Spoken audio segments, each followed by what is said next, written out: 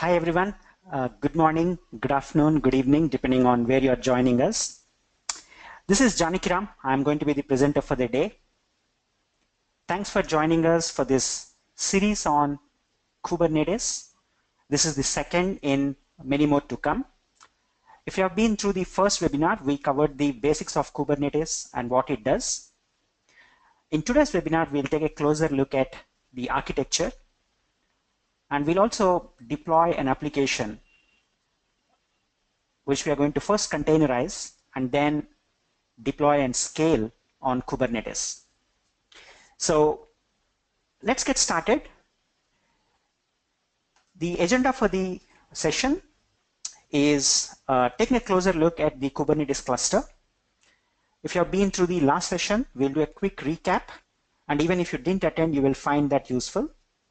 And then we'll take a closer look at the master components that go into the master server of Kubernetes, and then we'll also take a closer look at the node and the components that go into the node. That's the first part, and in the second part we will understand what are Kubernetes pods, labels and selectors, replication controllers, and finally services. So this session is demo driven. I'm going to take a very simple Python application and show you how we deploy, manage, and scale that application on Kubernetes. So let's get started. But before that, let me bring up a poll just to understand your skill set of Docker. So let me launch this poll, and it will be great if you can take a second and respond to this.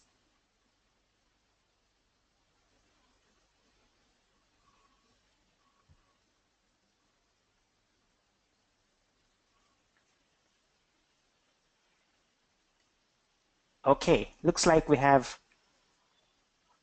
many developers or professionals with good understanding of Docker. 53% of you are saying you rate your Docker skills at intermediate level, which is pretty good.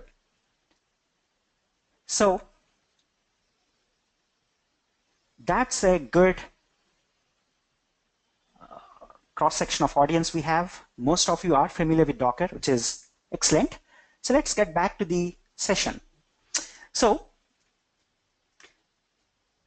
let's take a look at the Kubernetes architecture. We have taken a look at this in the last session as well, but at a high level, Kubernetes has two different layers. The first one is the Kubernetes Master, and the second one are the Kubernetes Nodes.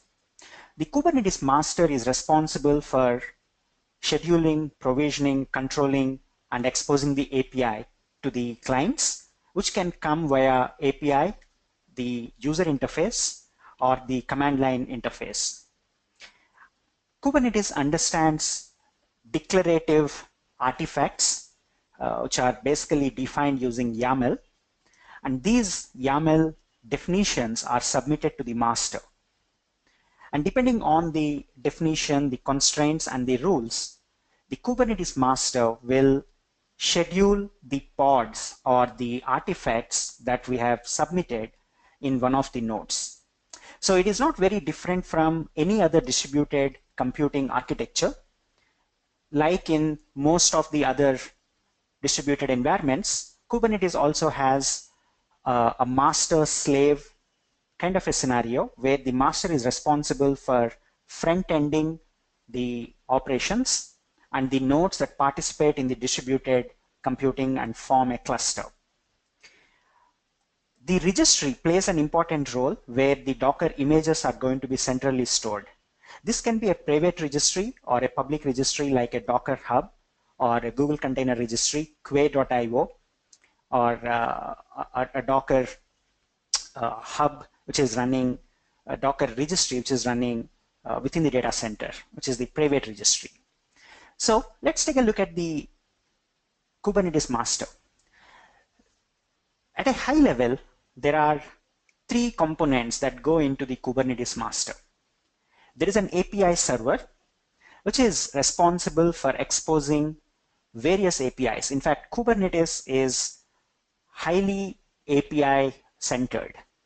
It is exposing a set of APIs for almost every operation. There are front ends that are being built which will make it easy to deal with deployments, and those front ends obviously consume the API. The most powerful tool to deal with Kubernetes is called Cubectl or Cubectl, and that is a very tiny Go language binary, a Go language application compiled into a binary that basically talks to the API server. Kubernetes comes with an add-on called the Kubernetes dashboard, and even that consumes the same API. So the API server forms the front end, or rather the gatekeeper for the entire cluster. Everything and anything will have to pass through the API server. And then there is scheduler, and as you may guess, the scheduler is responsible for physically scheduling the artifacts, which could be containers or pods, across multiple nodes. So depending on the constraints that you mentioned, for example, the CPU share, the memory, the disk, and sometimes other affinity or other constraints that you may declare in the artifacts, the scheduler will look for the appropriate nodes that meet the criteria and will schedule the pods appropriately. The controller is responsible for the overall coordination and health of the entire cluster. It is going to be the conductor and the coordinator, ensuring that the nodes are up and running and the pods are behaving the right way, and the desired state of configuration is maintained all the time. At the bottom, you are seeing what is called attendee. Attendee is a distributed key value database, which is very lightweight, developed by CoreOS, and it is becoming a very popular distributed key value database. And attendee in Kubernetes is going to be the central database to store the current cluster state. At any point of time, any component of Kubernetes can query attendee to understand the state of the cluster. So this is going to be the single source of truth for all the nodes, all the components, and the masters that are forming the Kubernetes infrastructure. So that's the high-level master architecture. The nodes obviously do the heavy lifting. Typically, the master will not run your containers, or it is not scheduling any of the pods or containers on itself, but that's optional. You can also make master run some containers and pods, but that's not the typical configuration. So the typical node in Kubernetes contains the kube proxy, which is very, very important element of the Kubernetes cluster. And the kube proxy is responsible for maintaining the entire network configuration. It manipulates IP tables on each node, each host, to make sure that the network configuration is intact, and one pod can talk to another pod, one node can talk to another node, one container can talk to another container, and it essentially maintains a distributed network across all the nodes, across all the pods, across all the containers, and it also exposes services, which we will discuss at length in the upcoming slides. But kubeproxy is essentially the core networking component of Kubernetes. It is responsible for ensuring that the communication is maintained efficiently across all the elements of the cluster. Of course, the node will run Docker because that is the runtime, that is the engine responsible for running the containers. And then there is Kubelet. Kubelet is the agent that is responsible for talking to the API, and the master will also talk to Kubelet, and that is going to be reporting the health, the metrics, and the current state of a node to attendee as well as to the Kubernetes Master. So that forms the critical component, which is the agent. Both Docker and Cubectl are packaged into a supervisor D layer. If you're not familiar, supervisor D is basically a process manager where you can run multiple processes inside one parent process. So supervisor D will ensure that Docker and Cubectl are running all the time, and both of them are packaged into a supervisor D process. So FluentD is another component which is basically responsible for managing the logs and talking to the central logging mechanism if you configure. Apart from that, the nodes are responsible for running multiple pods. So you would see pods of multiple colors and multiple sizes, which is an illustration that every node can run different pods of different configurations. It can run homogeneous pods, which means you are actually running multiple versions of the same pod, or it can even run heterogeneous pods, which are completely different and belong to a different set of applications. So apart from all these elements, the Kubernetes node also runs add-ons, particularly the add-ons that are popular like DNS, the user interface, and additional add-ons that are coming up. Eventually, you will see pet sets and many more add-ons that are going to be available for the Kubernetes infrastructure. So they are not mandatory, they are completely optional, and that's the reason why they are called add-ons. But some of the essential add-ons that will make administrators and developers' life easy are DNS and UI at a minimum. So that is basically the Kubernetes node, which is again pretty straightforward. It is also called minion, or the slave that is responsible for the heavy lifting, that is actually running the containers and negotiates with the underlying Docker engine. And every cluster can contain multiple nodes and even multiple masters, because you would want to have high availability of masters as well as nodes. So that was the high-level overview of Kubernetes cluster, where we have master and multiple nodes. And now it's time for us to take a look at a simple containerized application. So we are going to deploy a 3-tier application where the database is running Redis. The web app is actually an API endpoint exposed via a Python Flask application. And then there is a client, which can be a curl or any other API consumer. So the goal of this demo is to take this 3-tier application and deploy that in Kubernetes. The first 2 tiers are going to be packaged and run on the server, and of course the client is going to be the command line curl to keep it simple. So let's take a look at the core elements of Kubernetes, particularly when it comes to application deployment.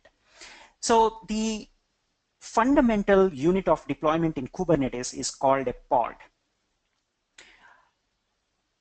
If you have been using Docker and if you're familiar with containers, Docker's philosophy is to run one container or one process per container. That means if you are deploying a LAMP application in Docker, you would at least have 2 containers, one running MySQL and the other one running Apache and PHP. And of course, Linux is going to be the lowest common denominator. So the 2 containers running on top of a Linux host will form the LAMP stack. Your application will also go into the Apache and PHP container. So at a minimum, you will have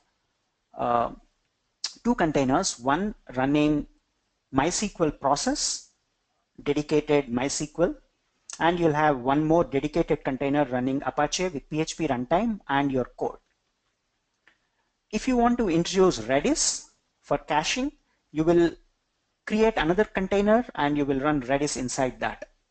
But you cannot bring Redis into the same container as your PHP application. That is not Docker's design philosophy.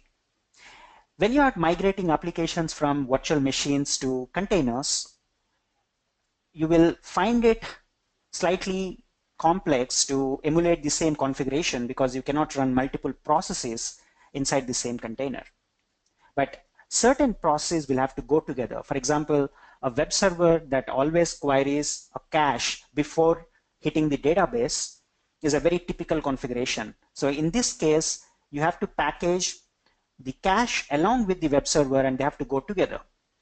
So in a typical Docker environment, packaging a Redis container and the Apache container together and scaling them will require an additional task.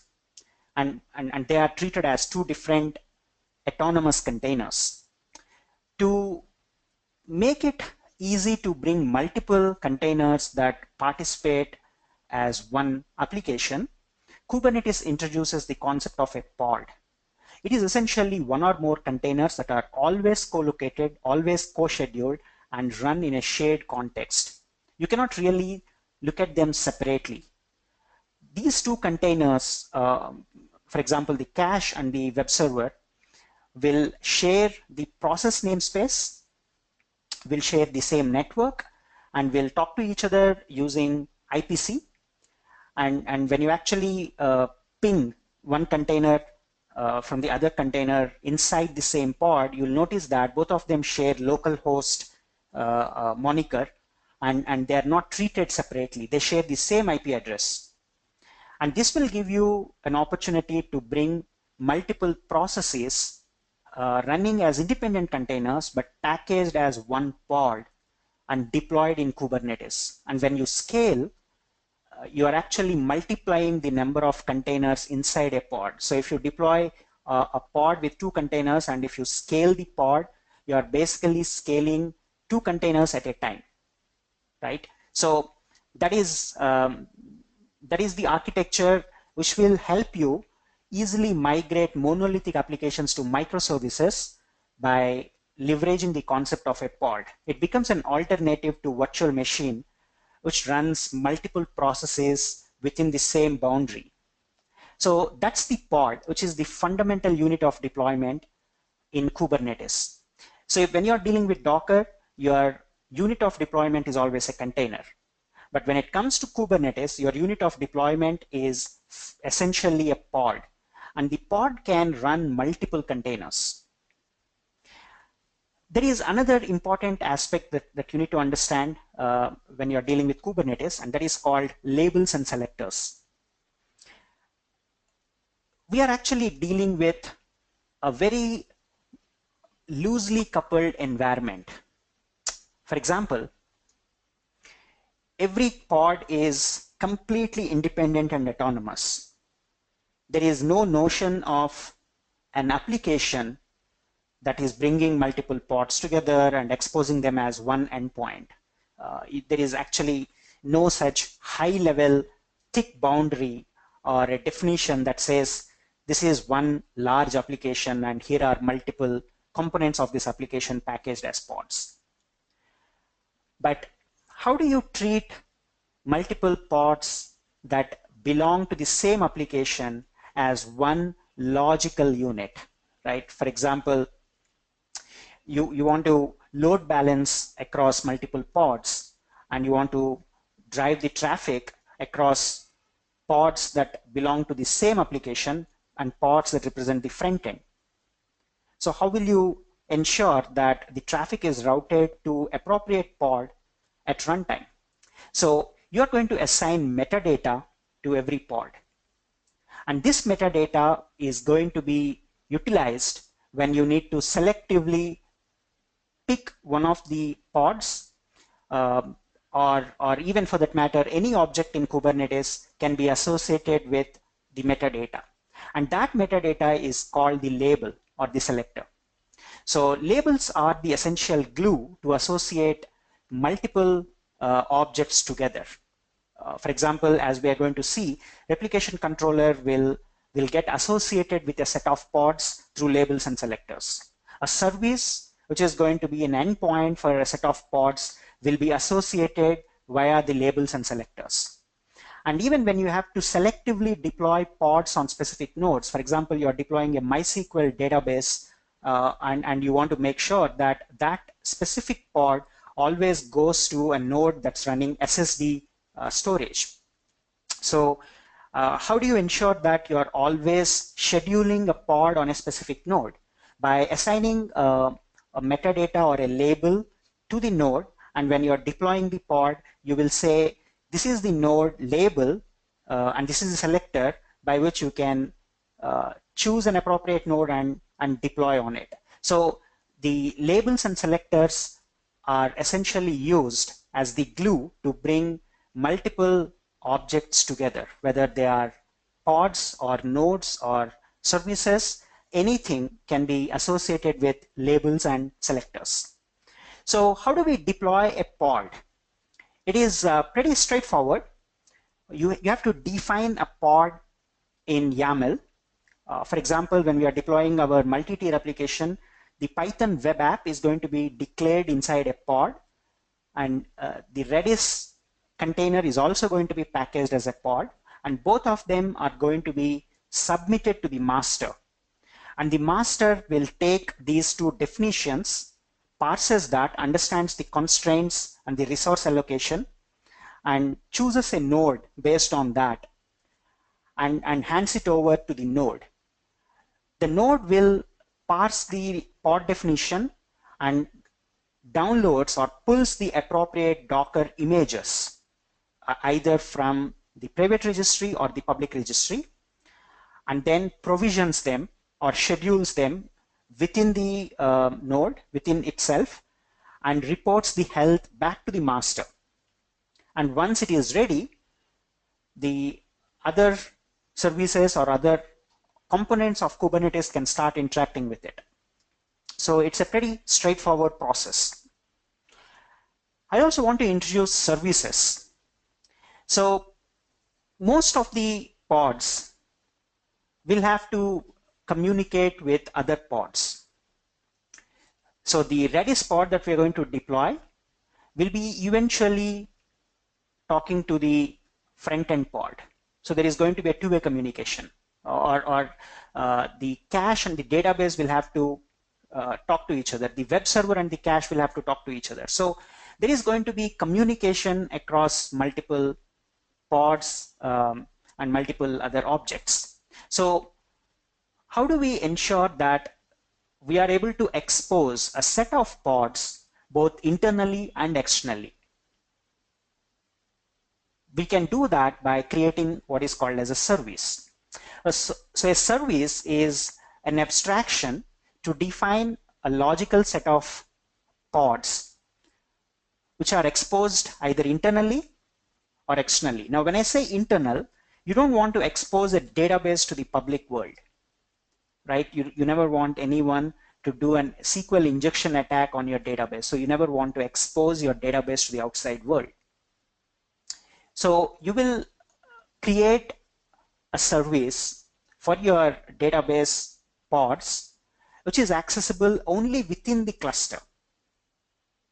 But your front end, the web application, will have to be exposed to the outside world, to the public internet. So you will create an external service which is going to be exposed on every node. And that is going to route the traffic to the appropriate container, and it starts participating in the overall application. So services are essentially the endpoints by which one pod can talk to the other. So we are going to create two services. The first service is going to be a database service responsible for exposing our Redis database. That is called as a cluster IP, because a cluster IP is available only within the cluster, and all the web pods will be able to talk to the cluster IP, which will route the traffic to the database pod. But all the web pods will be exposed as an external service which is called as NodePort.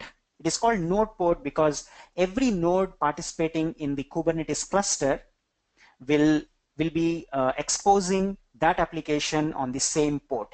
It doesn't matter which node you hit. As long as you are hitting that port, it gets bounced to the appropriate container or the pod, and it will start responding to the request. So this is going to be exposed to the outside world, and that's the reason why it is called NodePort. So it's not a good idea to expose databases on the NodePort unless you have a strong reason to talk to the database from the outside world.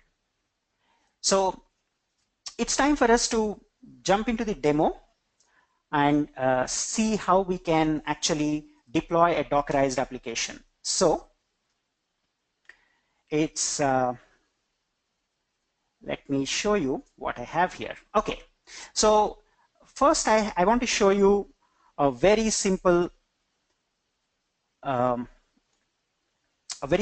app, and then we will run the same thing in Docker, and then we'll actually deploy that in Kubernetes. So you're already noticing that I'm running Redis on my local host, and there is a Python web app. So let me show you how the Python web app would look like. So this is the Python web app, which is very, very simple. So I'm checking for an environment variable called Redis host. If that is not found, I will default to Redis as the name of the database, and then it's using the default port, and all it does is it actually returns hello container world, and have been seen X number of times. So it's a fairly simple Python Flask application. So let's go ahead and run this. All I got to do is python app.py, right? And now this is listening on port 5000. So I will now launch another terminal and type curl localhost 5000, right? So now it is incrementing the counter every time I invoke curl.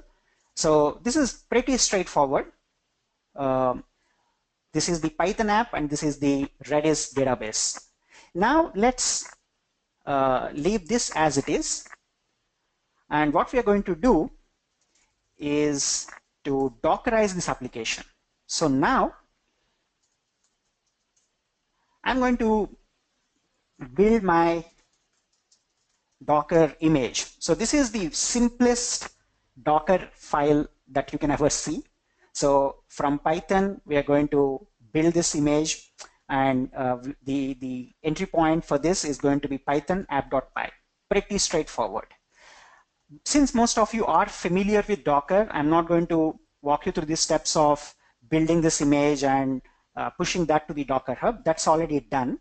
So if I actually run Docker images, you will notice that I have an image called janakiram/web, and that is the web container, and there is a Redis image which is going to be used for the Redis container. So I've already built these images, pushed them to the public registry, and I have a Docker compose file. So let me show you the Docker compose file, which is again pretty straightforward. So this is the front-end tier. It's using the image that I have built from my Python app. It is exposing port 3000 and forwarding that to the container port. It's exposing port 3000 and forwarding that to container port 5000. It is linked to the Redis container.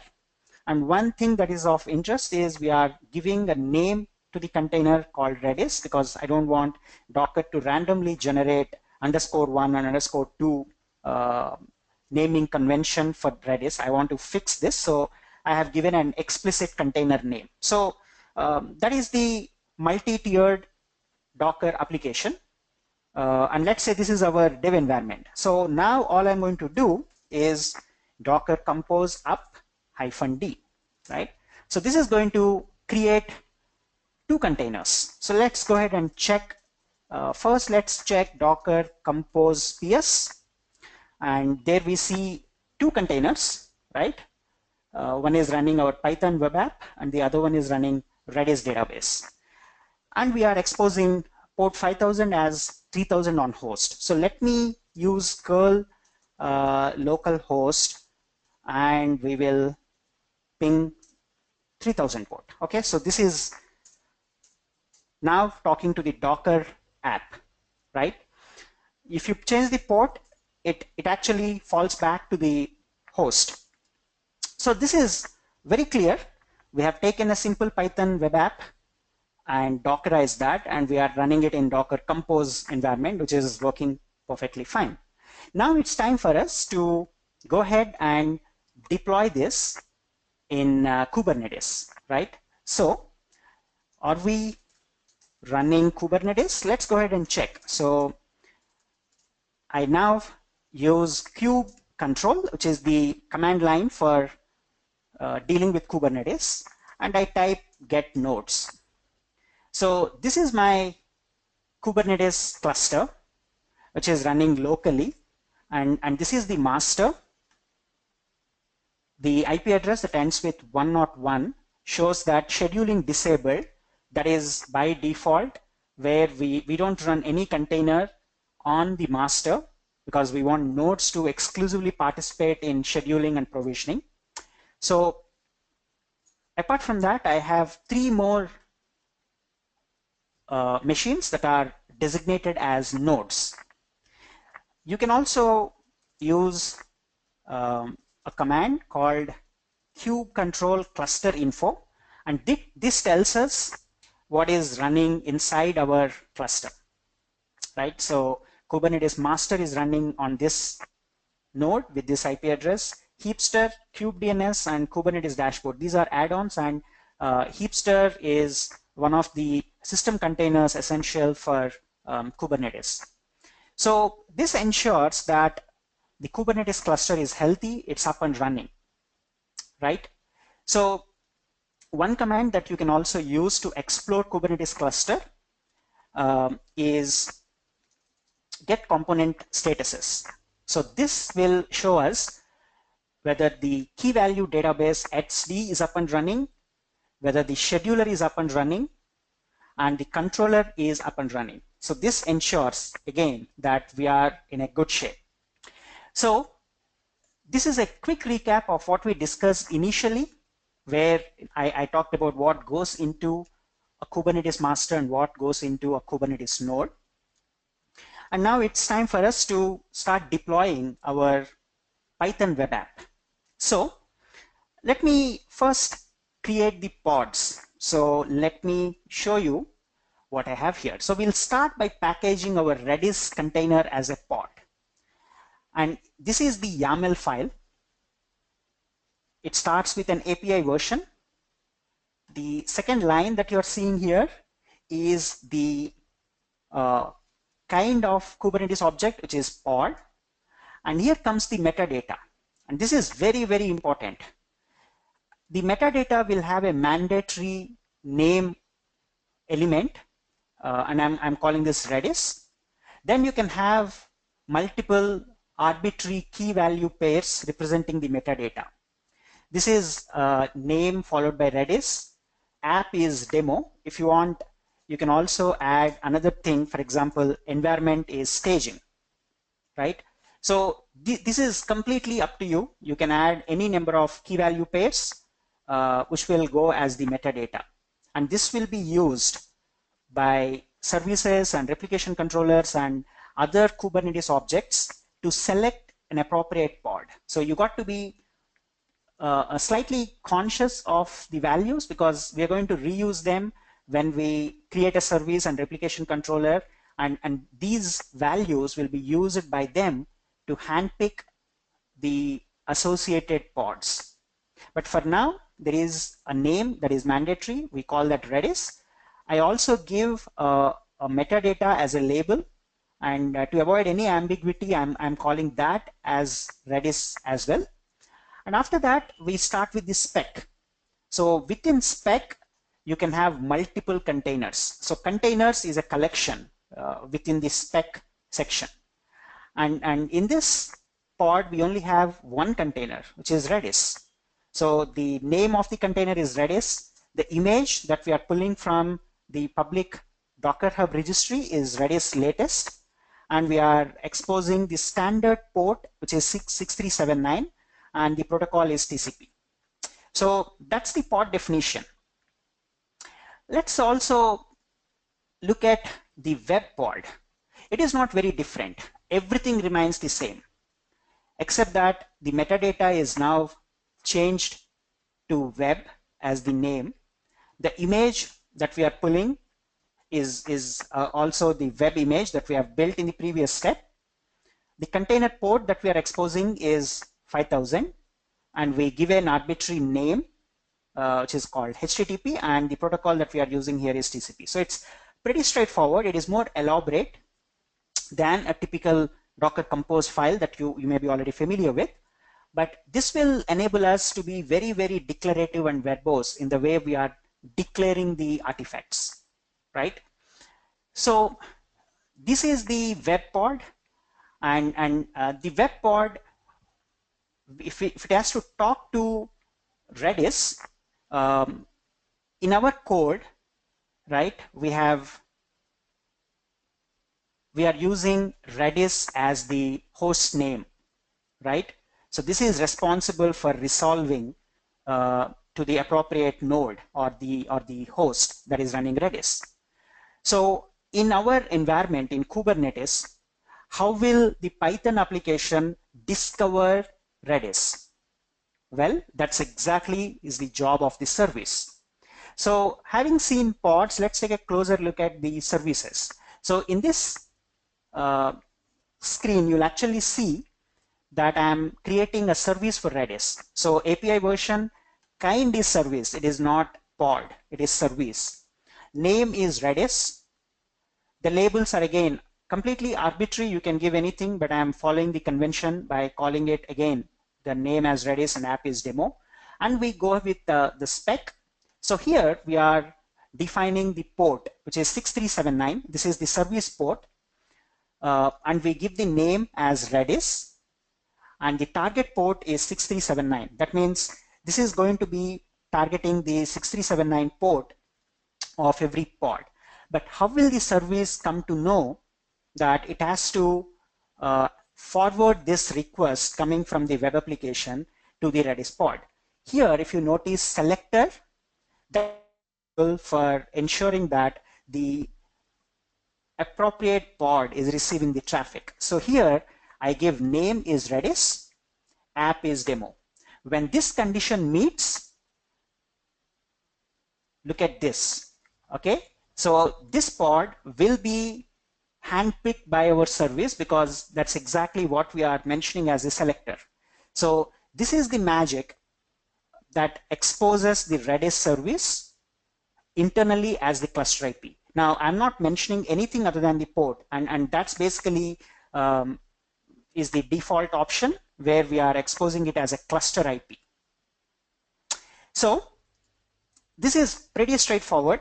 We have two pods, the database and the web, and we have one service. So let's go ahead and deploy this, and then we will come back and take a look at replication controllers and see how we can actually scale this application and also test this application from both inside the cluster and outside the cluster. All right, so we are back to the terminal window. And when I do an ls, you will see there are multiple artifacts here, right? Each represented by a YAML file. So I'm going to use kubectl followed by create -f. Okay, but before that, let's see. Okay, so I expected this. So let me first get rid of these pods, which I don't want at this point. So I'm going to clean them up and bring it back to the blank slate. So we'll actually be able to deploy it. I'll also delete the services that I created earlier.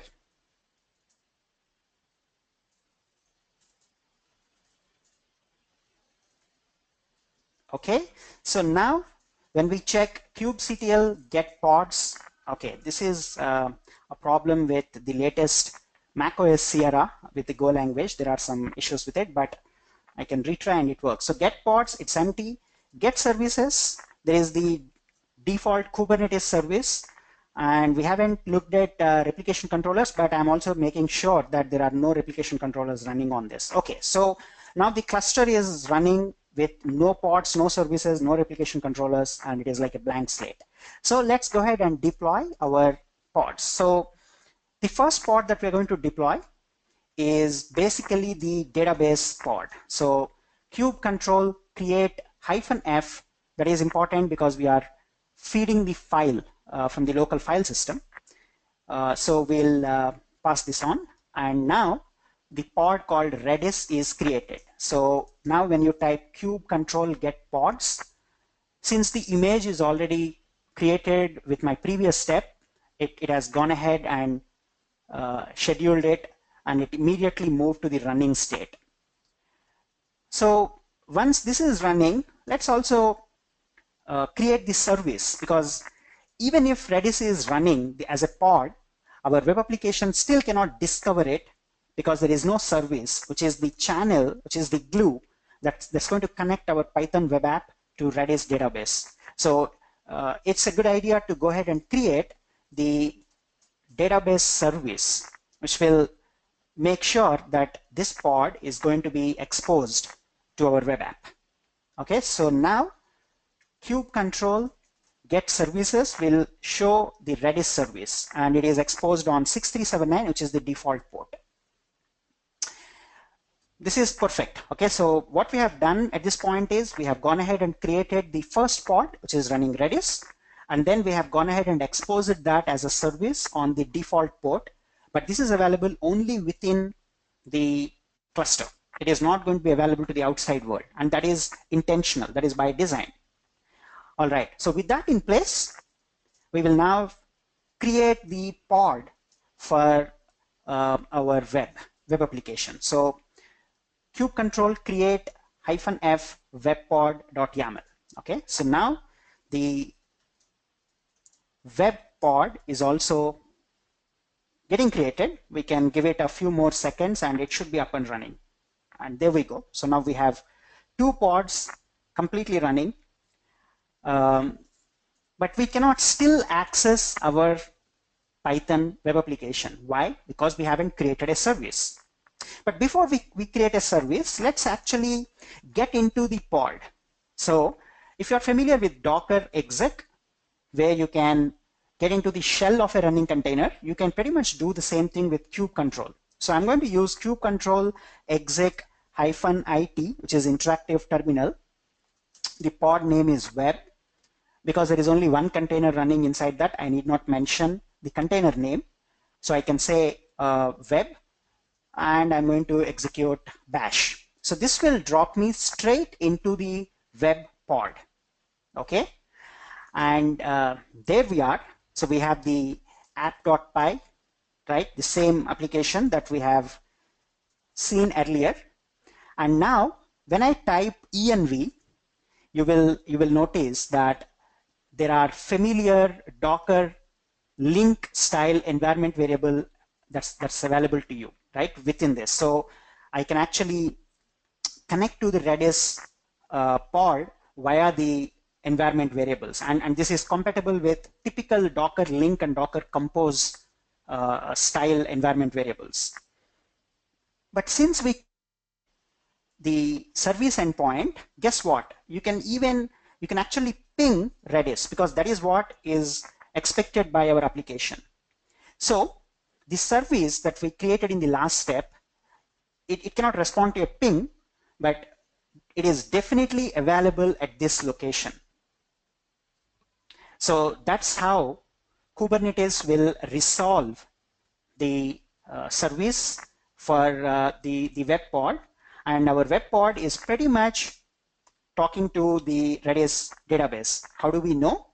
Well, we are inside the Docker container, so I cannot do a clear because I haven't set the term variable. So let's actually check the localhost 3000. Okay, so it's not able to, sorry, it is 5000. Okay, there we go. So when I'm doing localhost from the container, it is able to talk to Redis. And how does that know where Redis is? Because we are using a service artifact, a service Kubernetes object that is helping the Python web app discover where Redis is running. And that is the service discovery aspect of Kubernetes. And of course, this still works inside the container because we haven't exposed the pod to the outside world. So we haven't created an external service for our pod. So let's get out of the container and let's go ahead and create a service for our web application. So Cubectl create -f followed by web service.yaml. Okay, so this shows an interesting information. It tells that on all the nodes, the web application is exposed on a port which is 32163. So that is again a convention that Kubernetes follows. Node ports are reserved between a specific number of ports. And later on, if you're actually creating a DNS entry or you're using a load balancer, you can always point the load balancer to this port, or you can actually create an Nginx with upstream configuration that points to the same endpoint. But the idea is it's not going to be available on every node on port 5000, which the container is exposing. This is by design. It is to make sure that the node level ports are falling within a specific range. So now that we have also exposed the Python web application as a service, how do we actually access it? Well, you can first get the node IP addresses, right? So let's first check with this node. So I'm going to grab the IP address of one of the nodes, and then I'm going to grab the port number that the service is exposed at. And when I run this, since I have already run this within the container, it is incrementing from there. So that's perfect, right? So now we are able to invoke the API exposed by the Flask application. So that's not all. I can actually switch any node, right? So when I switch to 202, it still works. And I switch to 203, it still works, right? That's because of the magic of kubeproxy, that is bouncing the request appropriately to the node and the container. If you are curious to really see where our web pod is running, you can describe the web pod. Okay, so if you actually see, this is the entire information about how our web pod is deployed. It is deployed on node 3 with IP address ending 203. And the pod gets an IP address, and this is the IP address of that. And this is the life cycle. The Kubernetes node, first it moved to pulling, then pulled, then created, then started. So pretty straightforward. But if the pod is actually running on the third node and we access the first node, how does it know that the pod has to respond? So that is exactly where kubeproxy will kick in and will bounce the traffic to node 3. And from there, the service endpoint will take the control and forwards that based on our selector and the label to an appropriate pod. So there is a lot of redirection happening here, but there is no performance compromise. It is basically the magic of kubeproxy IP tables. And you can also use overlay networks powered by third-party plugins like Waveworks and Project Calico and so on, but that's for a different session. But at a very high level, we have gone through the complete cycle. We have created a pod, we have created a service, and we also saw how we can expose an internal only service, which is called the cluster IP. And we have also seen how to expose a service to the outside world through the NodePort. All right, so that was an end-to-end demo of deploying an application. Now let's come back to the slides and we will understand about replication controllers. So one of the biggest advantages of running containerized workloads is the advantage of rapid scaling. Inside a VM, you can run multiple containers and each container would literally boot up in a few seconds. So if you are able to leverage that concept in a cluster, you can actually get massive scale in just a few minutes. So how do you ensure that your application is running a minimal number of pods at any given point of time, and how can you selectively scale up and scale down, right? So that is the concept of a replication controller. So a replication controller will ensure that the number of desired pods are always running. That means if you launch a replication controller with a count of 1, if for some reason the pod gets killed, the replication controller will bring it back. So that is the basic strategy for you to create a highly available web application or any other application. So a replication controller ensures that the number of declared pods are always running at any given point of time. So again, I call that as a homogeneous set of pods because you don't want to mix and match Redis pods with Python pods, then it becomes a mess. But again, the replication controller would be associated with the stateless pods that can easily scale through the magic of labels and selectors. So when you're creating a replication controller, you will say, here is my spec, here are the number of instances that you need to run, and by the way, this is how you will scale based on the pod, right? And again, when you launch multiple number of replication controllers, they should participate in the service. So by ensuring that the replication controller respects the same metadata as the original pod, it automatically participates in the service. That means initially the service might redirect the traffic to just one pod, but after you launch a replication controller with 10 pods, the service will now be able to redirect the traffic to any of the pods using a load balancing scheme. So you are able to instantly scale out the number of pods through the replication controller, and the routing is going to be consistently driven by a service. And the service is an independent object, replication controller is an independent object, and the pod is an independent object, and all of them are brought together through the concept of labels and selectors.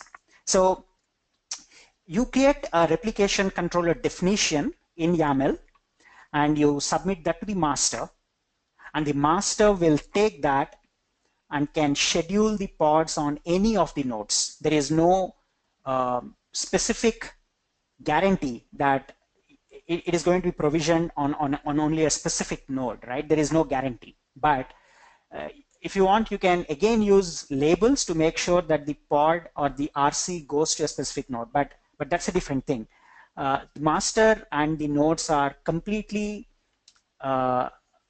independent to make sure that the node is provisioned, the pod is provisioned in any of the nodes. So it's pretty straightforward. So let's go ahead and scale the pods with a replication controller, right? So we are now going to look at what is called as the replication controller object. It is exactly pod, just that in the spec you will see additional definitions. So the API version is 1, kind is replication controller, metadata remains exactly the same. For consistency, we follow the same scheme. And here in this spec, I'm saying replicas 2. This is the desired configuration. Under templates, you can again give metadata. You can give, this is basically for each container. So, so you create a template, and then under the template, you will define which container you're going to use to create a replication controller. So replication controller is nothing but a collection of pods. So it is just taking the same spec that you have seen in the container, the pod definition, right?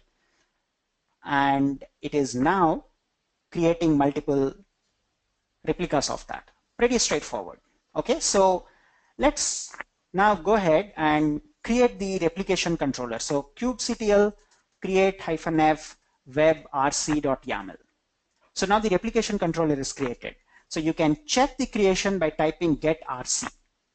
So get rc shows us that the desired count is 2 and the current count is 2. Now when you type kubectl get pods, you will see another pod that the replication controller has created 15 seconds ago with an arbitrary name appended to the pod. Right? Now let's actually kill one of these pods, right? So Cubectl delete pod followed by this. So now we are getting rid of one of the pods.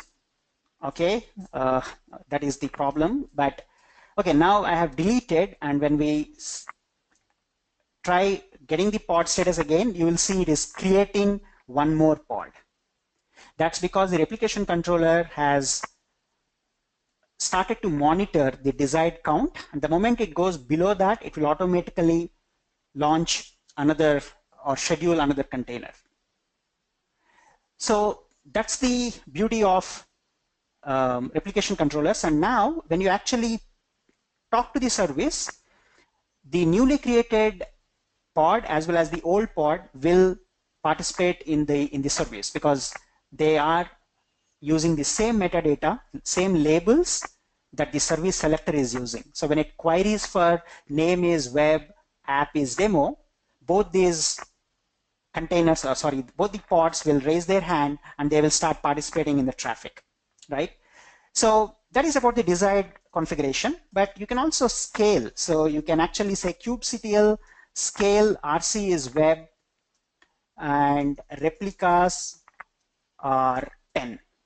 This instantly scales our web application to 10 pods. Okay, so now let's quickly type kubectl get pods, and you will see we have just created 10 pods. And these pods will be randomly scheduled on one of the 3 nodes that we are running in the cluster. And there we go.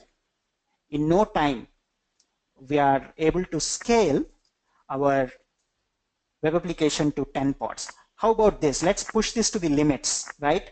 So now I'm going to run 50 replicas. That's not a problem. We can now get 50 pods running our Python web application in the same cluster. But there is only one Redis. You cannot scale a stateful Redis like the way we are doing a stateless scale.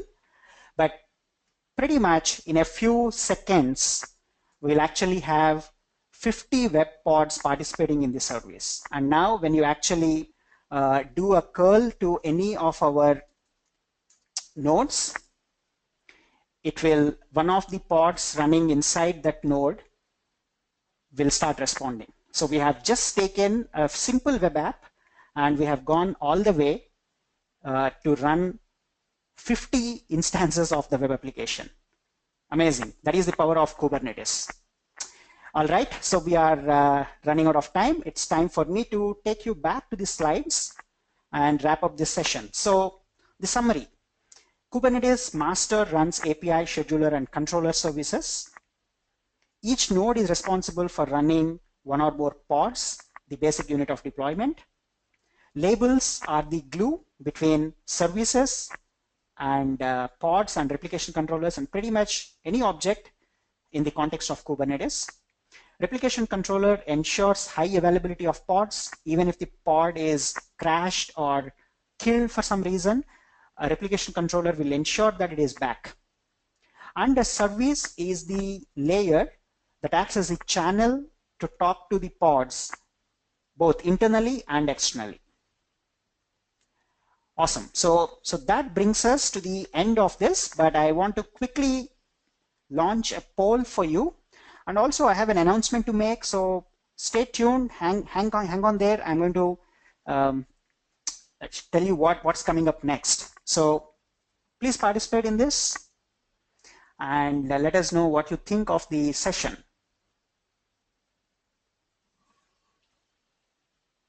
All right, the results are pretty encouraging. Most of you felt that the session is good.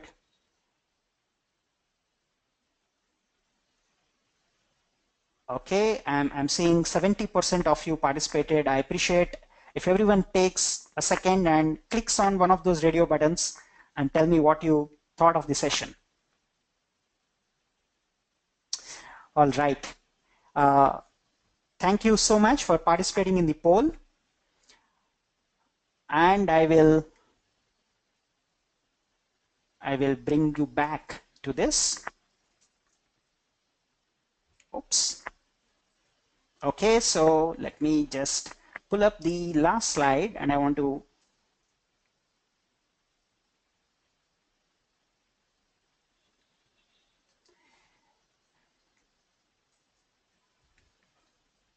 so if you like this session, please do sign up for the next webinar on a deep dive on Kubernetes pods. So the next few sessions will focus on individual elements of Kubernetes, pod services, replication controllers, deployments, replica sets, daemon sets. Every session will be dedicated to one of the components. The website kubernetes.live will be updated soon with the next session. So in a couple of days after you receive a mail from me with your credits and also a link to the recording and a link to the GitHub with the sample application, you will be able to register for the next webinar. So again, this webinar is sponsored by Google. You will receive $100 credits for using Google Container Engine and get hands-on with Kubernetes. So thanks again. Thanks for joining us. And we hope to see you for the next webinar. Have a great weekend.